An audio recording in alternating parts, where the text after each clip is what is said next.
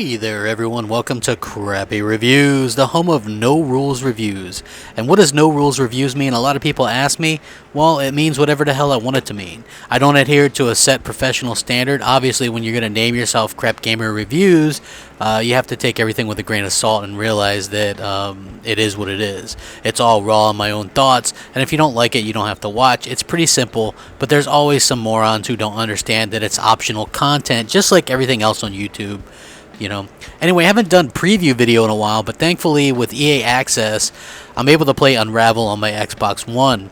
I can play it ahead of anyone else on any other console, and that's a great feature. This game looked really charming and different coming from EA. We saw it last E3, and it looked very interesting because they usually push these big AAA looking titles, and this was more of a AA type feel to it and look to it.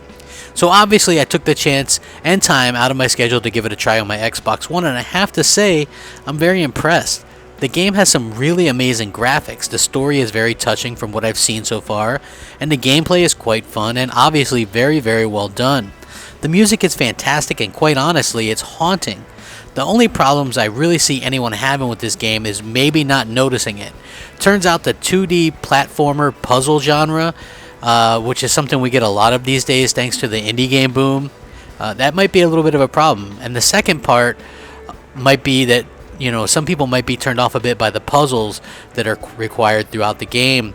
If you don't like a lot of deep thoughts and thinking a lot in your video games, you might not really be interested in this game. Look, I'm not a huge guy that's into puzzles. I don't like puzzles of any kind, and some of the earlier ones were a bit frustrating, but overall I found the first couple of levels to be easy enough not to create rage-inducing panic attacks. So I think as long as they're not too hard on the brain, that people might enjoy it. But I don't like these super difficult puzzles. Like I completed Max Curse of Brotherhood, no problem. The first couple levels gave me a couple of fits here or there, but then you're like, oh, eureka. So you are kind of proud of yourself when you actually finish a part or figure something out. But I will say I don't like those games where you waste an hour like on a stupid puzzle, and thankfully this wasn't like it.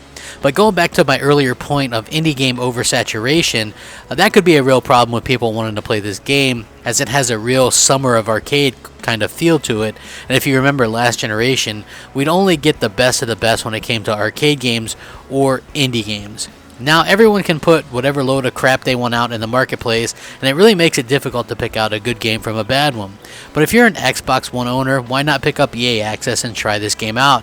It definitely might be something you enjoy. For me, it's going to be a day one buy. It's gorgeous, fun, and it has heart, and best of all, it's only $19.99. It's less than that if you have EA Access, so why not?